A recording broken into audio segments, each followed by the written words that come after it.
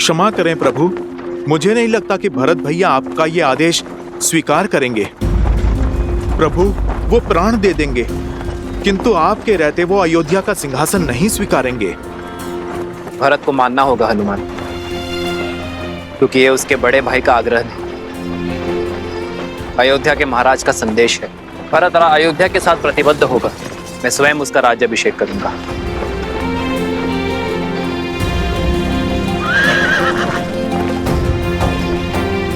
रथ क्यों रोका सारथी?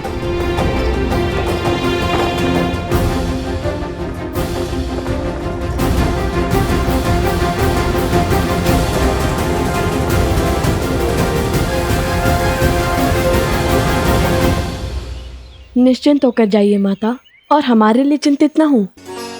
हम शीघ्र ही आश्रम पहुंच जाएंगे, वो भी सोमकर्ण को लेकर। ऋषियश्री ने हमें उत्तर की ओर जाने का आदेश दिया है, वही मिलेगा सोमकर्ण। वो बच तो जाएगा ना? क्यों नहीं बचेगा?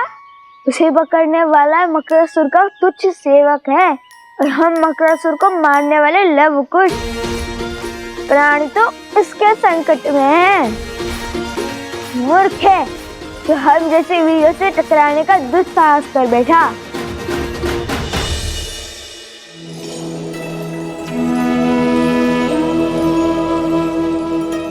अपना ख्याल रखना।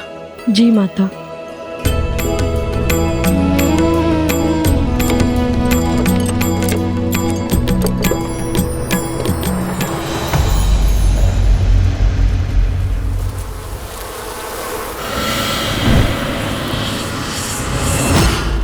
मेरा बच्चा चंद्रबाबू,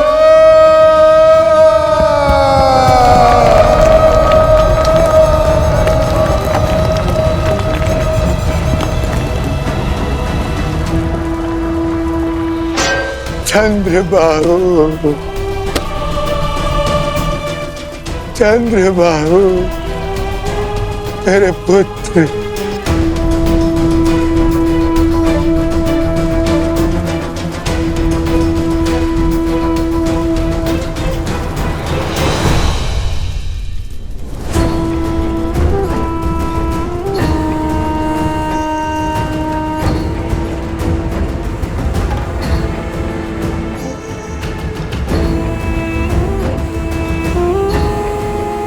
बहुत प्रसन्न होगी ना तुम?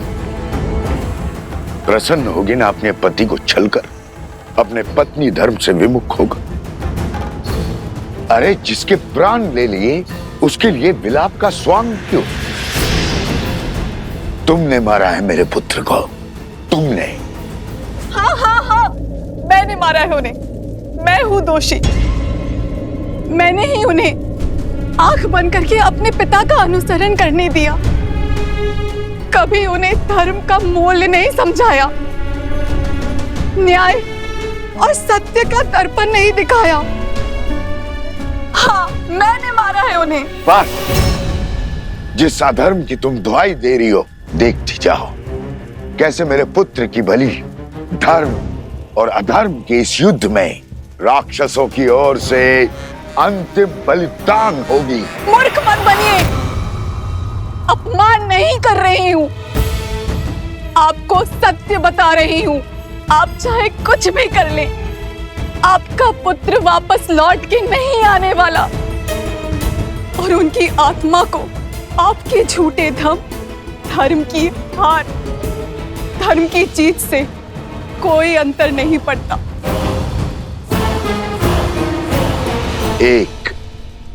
केवल एक कार्य था तुम्हारा, ब्रह्म मंत्र का जाप, उसमें भी मात खा गई।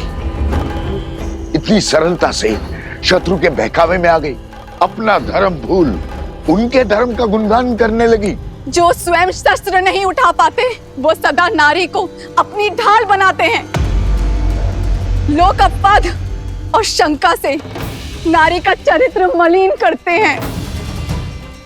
आज मैं पद्मा अपने संचित सभी पुण्यों के बदले आपको श्राप देती हूँ कि जिस नारी को आप खिलौना समझते हैं, वही आपका अंत करेगी।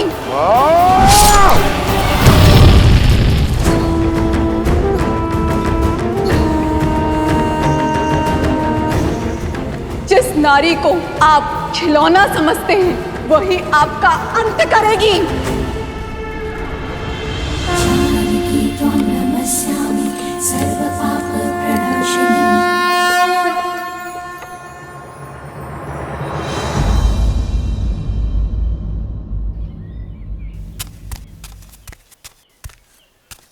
कुश कुश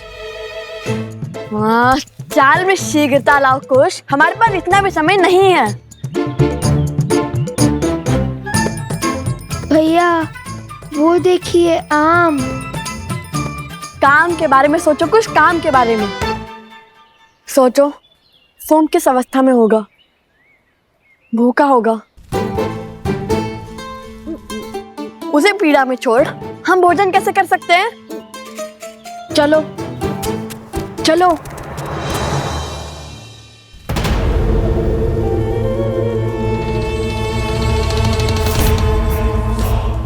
रक्त केतु,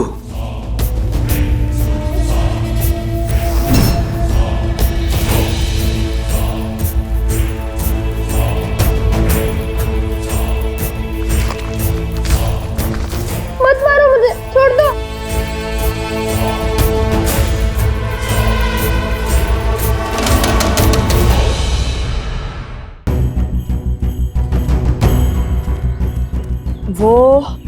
वो इस ओर गया होगा, क्योंकि अन्य दिशाओं में तो राजा श्री राम का राज्य फैला हुआ है।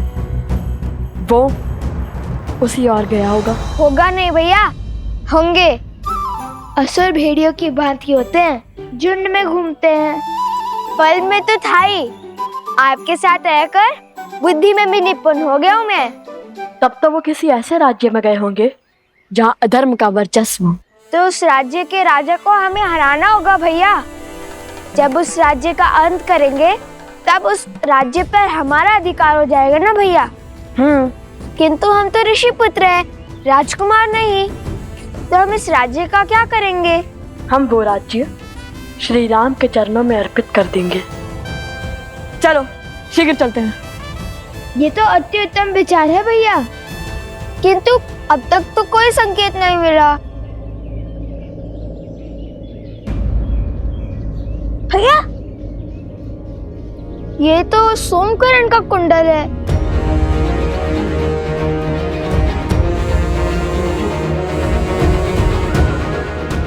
अर्थात वो उसे इसी ओर ले गए होंगे। सचेत रहो भैया, श्री राम के चरणों में राज्य रखने से पहले ही हमें संकेत मिल गया। चलो अब हम केवल श्री राम की बातें ही करेंगे।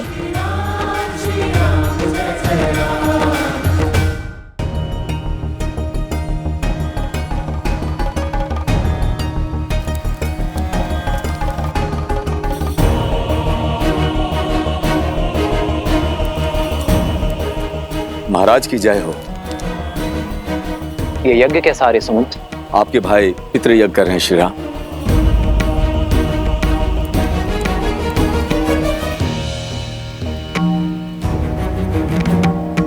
अकस्मात ये पितृयज्ञ क्यों? आर्य सुमंत, प्रभु के प्रश्न का आप उत्तर दीजिए। आपने युद्ध से लौटकर राजकुमार भरत को राजभार संभालने का निर्णय किया था, और वो अपने राजा की आज्ञा को ठुकरा नहीं सकते, इसलिए वो ये यज्ञ कर रहा है।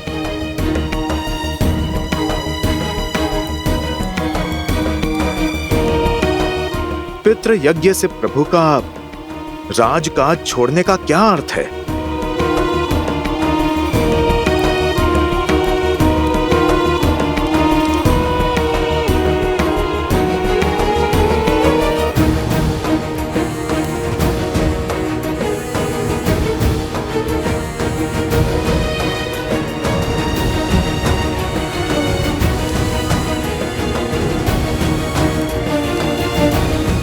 भैया आ गए, अंतिम आहुति आरंभ कीजिए गुरुदेव।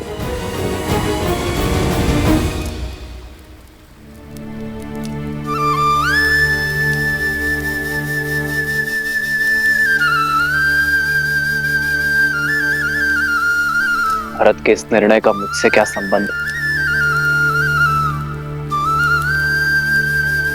जानता हूं मैं।